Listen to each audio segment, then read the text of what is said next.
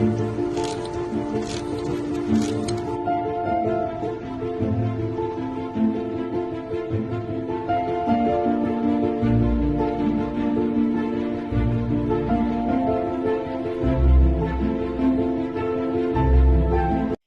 to Penny Press.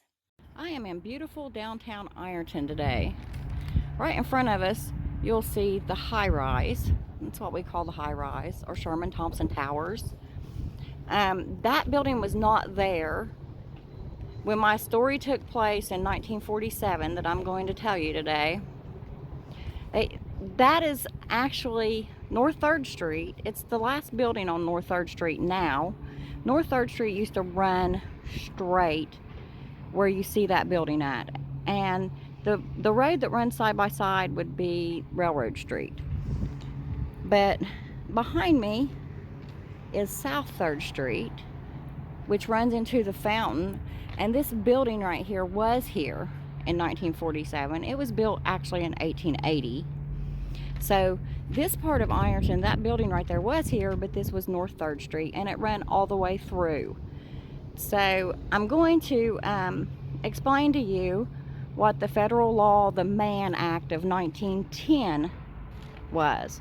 But I am in no way any kind of attorney or know anything about laws. I just saw in the articles about the story the Mann Act. And the Mann Act was a federal law that criminalizes the transportation of any woman or girl for the purpose of prostitution or debauchery or for any immoral purposes.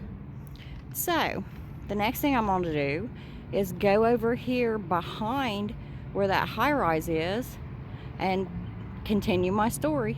Stay tuned. This is Buckhorn Street, also known as the Buckhorn Historical District, according to the Cincinnati Enquirer and the Ironton Tribune. In 1947, that's what they referred to this as, the Buckhorn Historical District.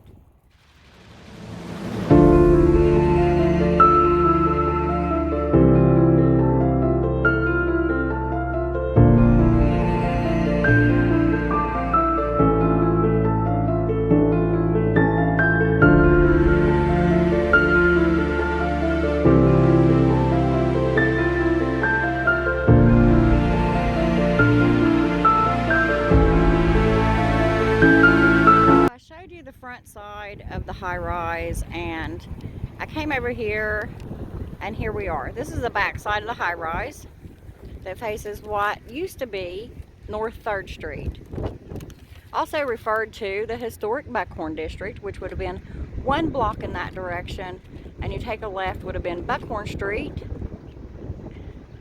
And right down in this area it was a white slave ring, they referred to it as. They also referred to it as the red light district, call house district, and the line. The paper actually, their headline said, Uncle Sam goes down the line. The line they're talking about would have been houses that sat right here on North 3rd Street in 1947. Very, very interesting, because we think of human trafficking today, but we don't really think of it as a thing of the past. But in Ironton, Ohio, this was the focal point of human trafficking in 1947, known as the red light district, the line right here. The FBI came in to Ironton, Ohio, and they busted 9 houses in the 2-block radius right here in this area.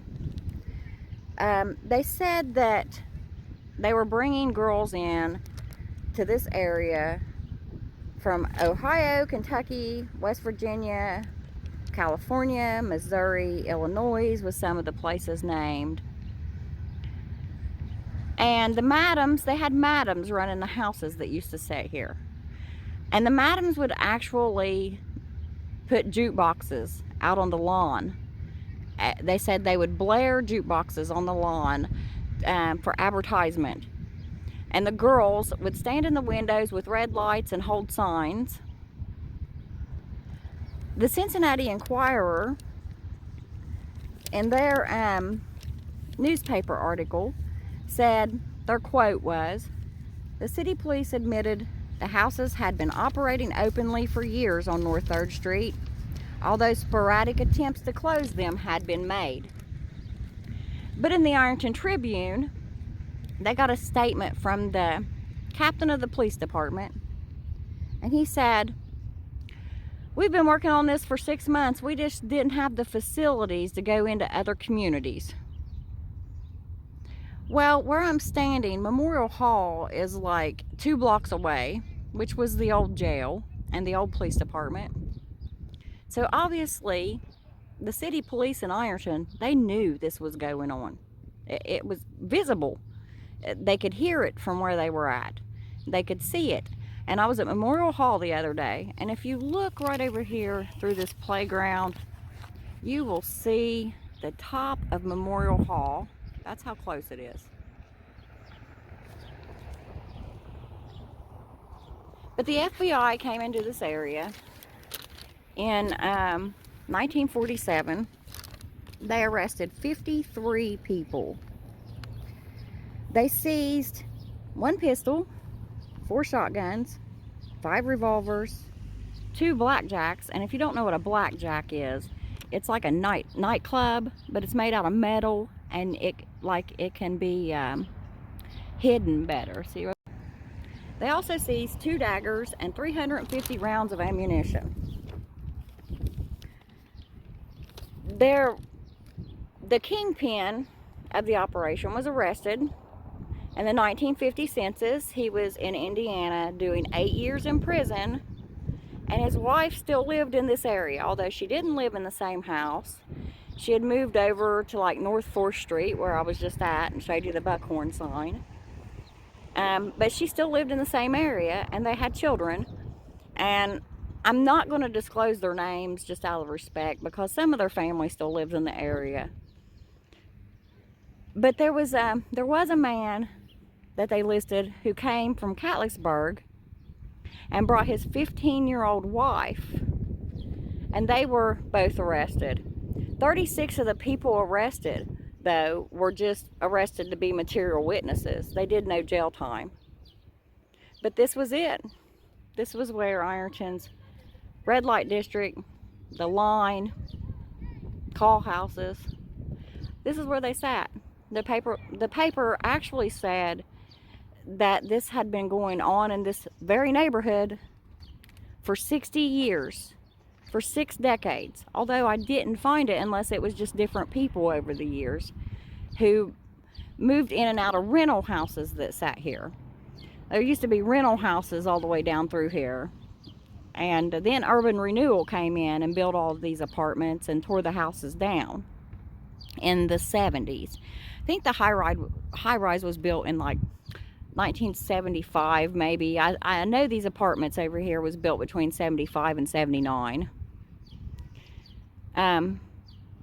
But they just came in and tore all the houses down. They were upstairs and downstairs apartments. In the 1950 census, some of them were sitting here vacant, where people had been arrested at. Most of the people arrested, though, that I saw were not from the area at all. They were born in Pennsylvania and other places, and they just came here and ended up living here in these rental houses. And some of the women had just been brought in here to use in their prostitution ring. The FBI arrested 53 people in this town in 1947. They didn't bring them to the Ironton City Jail that you see now and put them behind these bars. They said that this jail was not suitable for federal crimes. So what did they do with them? They bust them and took them in cars. One bus and 25 cars went from this area to Portsmouth or Scioto County, Ohio, to the Scioto County Jail. And the people in that town said it looked like a parade coming through their town with one bus and 25 cars. Could you imagine? And they took those people into the jail, and the FBI pulled them off into rooms one by one, and they questioned them. And one thing they noticed that was peculiar is a lot of these people could not tell them their occupation. So,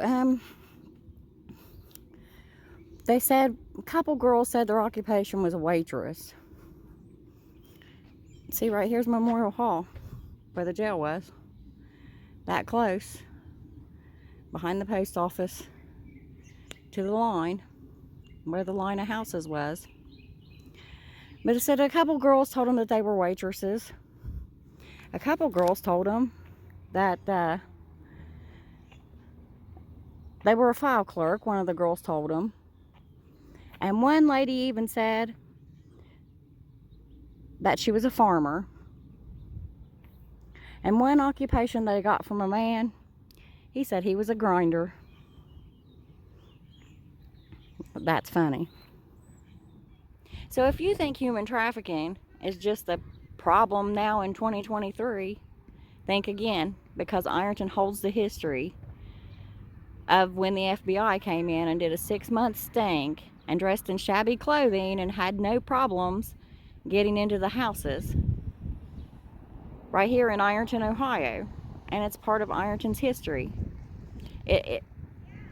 Ironton in 1947 was a town of 20,000 people, but yet it was referred to as Little Chicago because of the things that happened here. And you saw it here at Penny Press. Be sure to like and subscribe. Thanks for watching.